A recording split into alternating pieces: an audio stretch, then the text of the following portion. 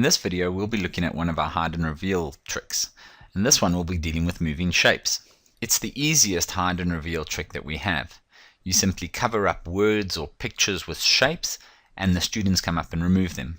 So in this example the students need to come up, remove the squares, and they will see what the continents are called.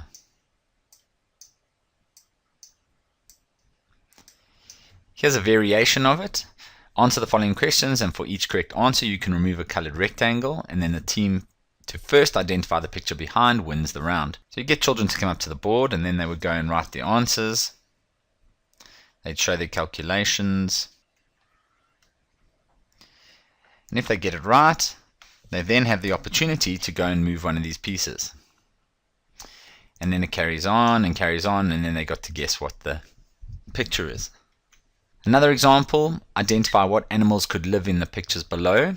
So here the students could give some answers, they come up and they remove it. And what we've done here is we've placed a picture on a picture.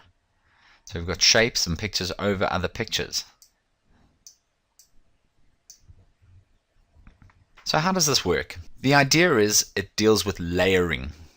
So if you think of a sandwich, you have your bread, then you have your butter or margarine, and then you have your peanut butter. Same idea here. Whatever you want covered has to be the bread. It has to be at the bottom.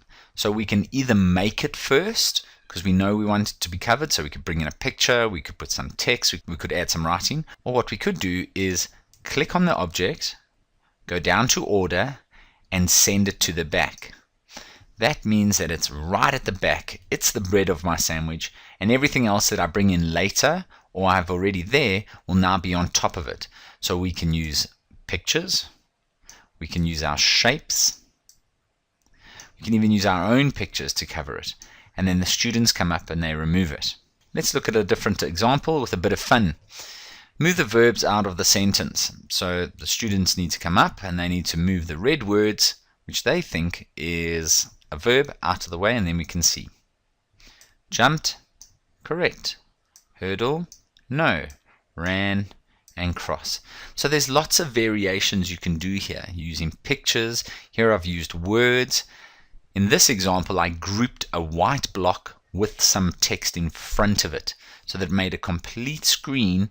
When I moved that over the tick or the cross, it blocked it out entirely. If I'd only had the word, you would have been able to see between the word. Thank you for watching this video brought to you by the Technology Training Academy.